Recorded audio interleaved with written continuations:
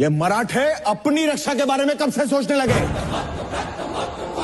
मराठों ने जब भी अपनी जान दी है स्वराज की रक्षा करने के लिए दी है, छत्रपति शिवाजी महाराज के लिए दी है। हम मराठा है, मराठा। भगव्या झेंड्याच्या संसाराला दे जगदंबे बळ, भगव्या झेंड्याच्या संसाराला दे जगदंबे बळ, वाजवू संबळ आईचा मांडला गोंधळ।